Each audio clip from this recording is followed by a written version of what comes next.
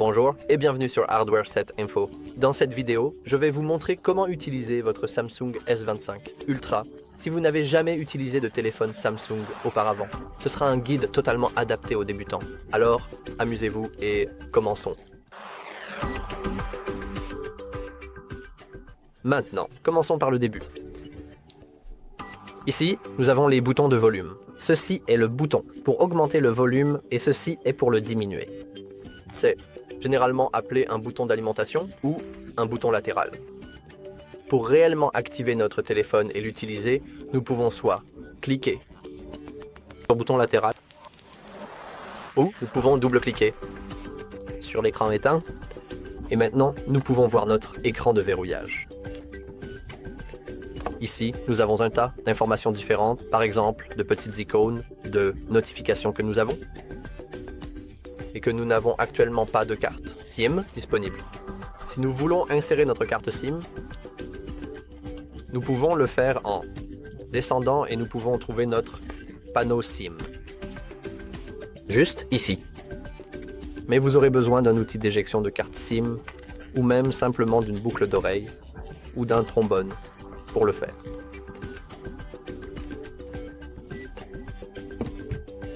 Revenant écran de verrouillage, nous pouvons voir une icône montrant la connexion Wi-Fi, le réseau et la batterie actuelle. Mais si vous n'aimez pas son apparence, vous pouvez toujours maintenir votre doigt appuyé. Et maintenant, vous pouvez entièrement personnaliser votre écran de verrouillage.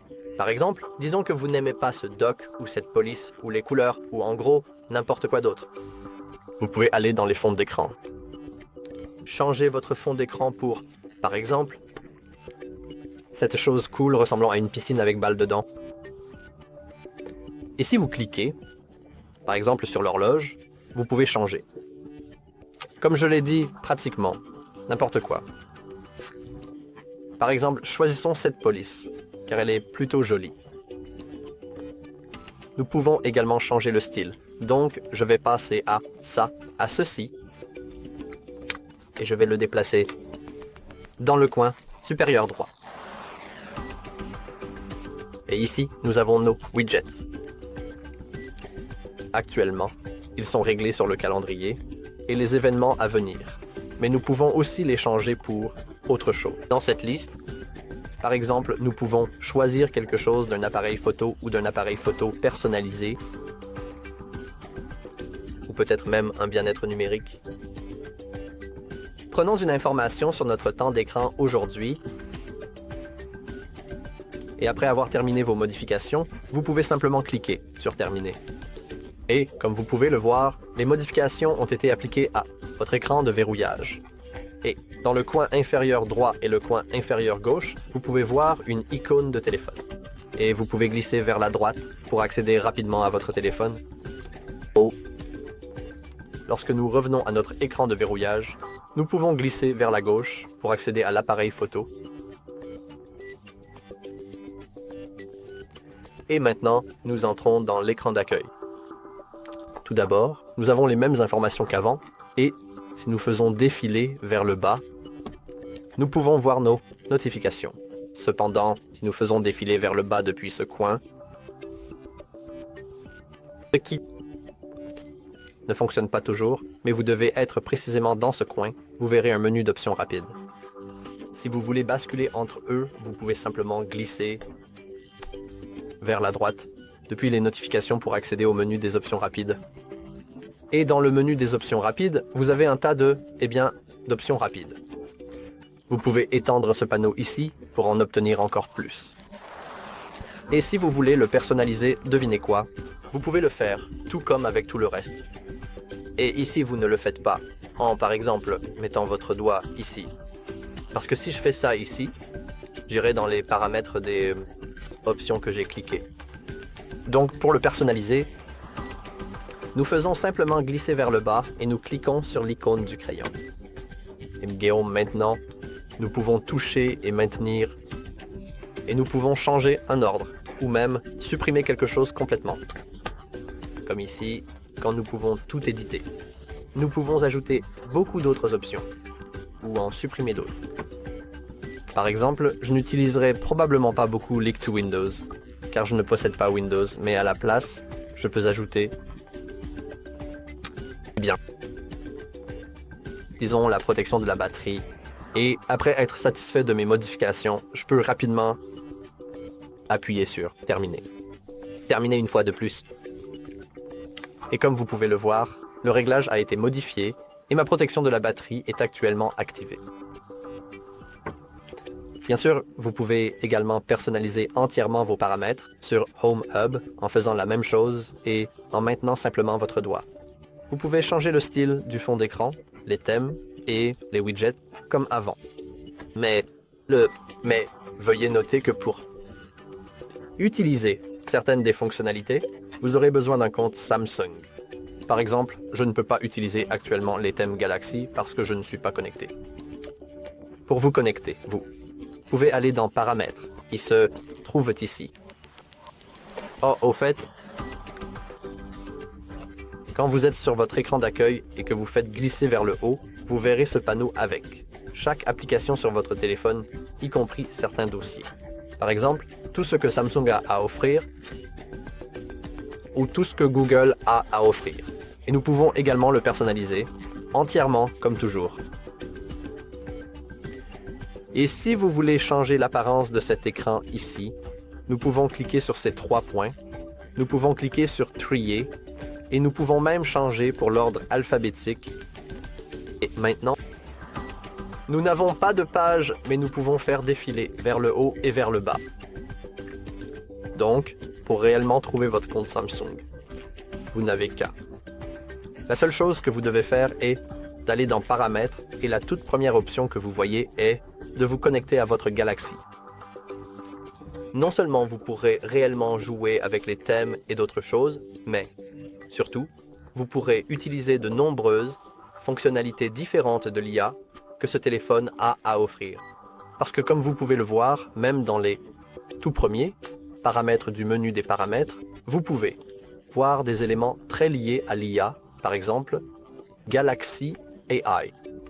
Cependant, cela nécessite non seulement de lui donner un tas d'autorisations, mais aussi de vous connecter à votre compte Samsung. Donc je vous conseille vraiment de le faire, car vous ne pourrez pas utiliser votre téléphone à 100%. Maintenant, dans le menu Paramètres, vous pouvez également choisir un tas de choses différentes que vous ne pourriez pas autrement, par exemple sur l'écran d'accueil lui-même. Par exemple, dans l'option d'affichage, vous pouvez choisir le mode sombre, si vous aimez les couleurs sombres, ou si vous utilisez simplement votre téléphone tard le soir. Ou si vous voulez prendre soin de vos yeux, vous pouvez simplement activer l'icône Front Shield. Et ce qu'il fait, c'est qu'il rend votre propre écran avec des couleurs plus chaudes après un certain temps. Par exemple, il peut être adaptatif, donc il détecte automatiquement la lumière. Votre téléphone est dedans, ou vous pouvez choisir de personnaliser, et par exemple, du coucher au lever du soleil. Cela nécessitera votre localisation cependant, et cela fera que votre batterie se décharge un peu plus rapidement. Et comme vous pouvez le voir, nous pouvons personnaliser à quel point notre écran deviendra plus chaud après le coucher du soleil. Et à propos de la batterie, nous devrions probablement aller dans les paramètres de la batterie qui se trouvent juste en dessous de l'affichage. Lorsque nous cliquons dessus, nous pouvons voir des choses très importantes. Par exemple, nous voyons quelle application utilise le plus de batterie. Nous pouvons également modifier les paramètres de charge. Si nous nous soucions de la durée de vie de notre batterie, nous pourrions vouloir désactiver la charge rapide. Ou, encore mieux, nous pouvons simplement activer la protection de la batterie. Et cela fera en sorte que votre téléphone ne se surcharge jamais avec moi, ce qui signifie que la durée de vie de votre batterie sera essentiellement prolongée. Si vous avez besoin de plus d'informations pour trouver un paramètre très spécifique, dans le menu Paramètres lui-même, n'oubliez pas, vous pouvez toujours cliquer sur la loupe juste ici et trouver simplement ce dont vous avez besoin, par exemple. Désolé pour ça. Par exemple, nous voulons peut-être verrouiller notre appareil et nous procurer un bon mot de passe. Alors, allons recherchez verrouillage et nous pouvons cliquer sur notre écran de verrouillage ici. Comme vous pouvez le voir, nous n'avons actuellement aucun verrouillage d'écran et vous voudrez probablement en avoir un car votre téléphone sera simplement ouvert à tout le monde. Alors, mettons-en un tout de suite. Nous avons des options différentes à choisir. Le code PIN est essentiellement juste un ensemble de chiffres. Le mot de passe est un ensemble de chiffres et de lettres. Le motif est trait, géométrique, remarque, et le balayage est ce que j'ai utilisé depuis le début de cette vidéo, ce qui signifie que vous devez balayer pour déverrouiller votre téléphone. Personnellement, j'aime le motif. Et maintenant, nous devons dessiner 2 fois le motif que nous voulons utiliser comme mot de passe. Pour moi, c'est en forme de lettre L, parce que j'aime vraiment la lettre L. Nous devons le dessiner à nouveau pour le confirmer et mieux nous en souvenir. Maintenant, nous pouvons même personnaliser davantage notre écran de verrouillage. Par exemple, nous pouvons activer les cartes, ce qui rendra les notifications beaucoup plus grandes, mais elles. L'arrière-plan de l'écran de verrouillage ne sera pas aussi clair qu'avant. Donc je vais rester avec les icônes. Et après avoir cliqué sur terminer, nous pouvons verrouiller notre écran. Et si nous glissons maintenant, vous pouvez voir que nous devons dessiner un motif pour utiliser notre téléphone. Maintenant, les toutes dernières choses que vous devez toujours faire et vérifier de temps en temps, c'est d'aller dans les paramètres. Et ici, faites défiler jusqu'en bas, jusqu'à ce que vous trouviez la mise à jour logiciel. Ici, vous pouvez mettre à jour votre logiciel en cliquant sur télécharger et installer. Et vérifiez les mises à jour. Il est très important de mettre à jour votre logiciel, car cela rend votre téléphone plus difficile à pirater. Il y aura essentiellement des options beaucoup plus sûres et vous aurez accès à les dernières fonctionnalités et mises à jour. Donc je pense que c'est tout pour la vidéo d'aujourd'hui. Si vous voulez connaître des options plus spécifiques dans les paramètres, par exemple, nous avons une multitude de tutoriels sur notre chaîne vidéo, donc vous devriez aller les consulter. Si vous avez trouvé ce tutoriel utile, veuillez envisager de liker et de vous abonner. Merci.